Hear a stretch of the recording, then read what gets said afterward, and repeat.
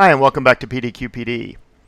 Today I'd like to show you how to take a document that includes comments and create a forced copy link, much like you can in documents that don't have comments.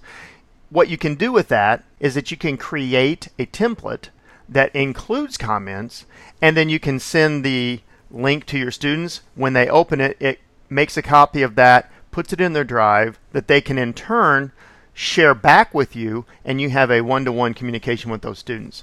Now, you've always had in Google Docs the ability to make comments, and you see on the screen there's a document here with some comments along the side, and you've always had the ability to share that with other people so that then everybody who is shared in the document can make comments on the document. Recently, Google added a feature where you can take such a document with comments and you can copy that. You can make a copy of it that includes the comments. Before this, you could make a copy of the document, but it wouldn't include the comments.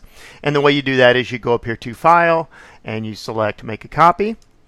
And then when you get ready to do that, you check this box that says Copy, Comments, and Select and Suggestions, and then you click OK, and it will make a copy that includes the comments. Now, comments don't have to be feedback type things. They can be instructional. You can also add a web link, you can add a picture, all kinds of other things, which makes this a perfect tool to create a real instructional document.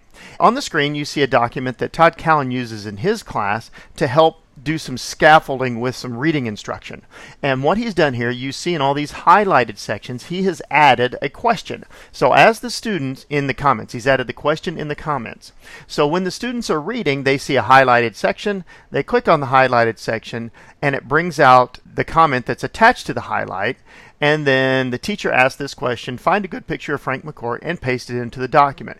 So then the students can go, find it, and attach it back in. Now, this is all really great, except up until now, there was no way to do what you could do with a document without comments, and that is force a copy, so that you could send it to multiple people and have them go directly to a link. It makes a copy, puts it in their drive, so then the student could share it back with the teacher, and the teacher and student would have a one-to-one communication. The advantage of this, by the way, is that you can create, with the comments, you can create a really through composed sort of lesson here and not just have simple comments. And in fact, one of the things that I've done up here at the very top is I added this to Todd's document, and I have added some voiceover comments here using a tool called Google Text and Write. And when the students would click on the title, they would see this, and when they click on it, they would hear my vocal instruction. As you read the story, check out the comments to the right. Okay, so that gives you an idea of just some of the things you can do. All right, so let's get to how to make the link that you can force a copy. I have the document here, and up in the top, I have this long web address here, and it goes on forever. And at the very end, and you probably recall this if you've ever done a force a copy from a regular document, there's a slash, and then edit and some gobbledygook after that. So what we're going to do, and again, this is very similar to the other way, is we're going to select everything out to the end, and we're going to replace this with some different text. Now, before, all you had to do was select copy. And to do that, you would type in the word copy, and that would copy the document, but not the comments.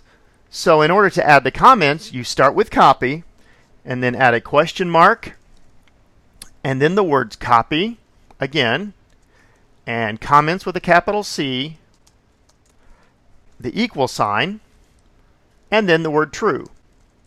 And this now is a different web address. So let me show you what this does. I'm going to copy this web address that I just amended, and I'll open it in a new tab just to show you what it's going to look like. So I'm going to paste it here, and when I hit enter, it gives you something that looks just like the forced copy did when you didn't have comments. But when I select the make a copy, the document comes up. You wait a second or two, and the comments pop up. So now you can send this link, go back to my original document,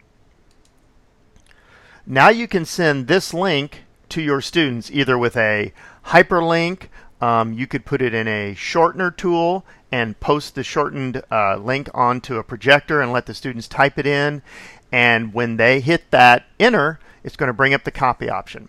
So I hope you will take a look at this, because this gives you some more features in your document than simply just passing it out and then giving them a separate list of questions.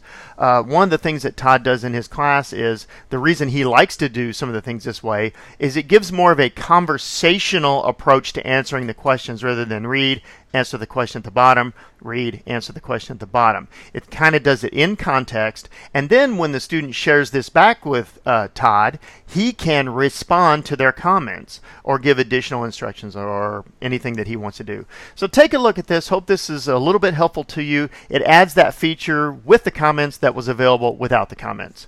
As always, I hope this was helpful to you, and have a great day.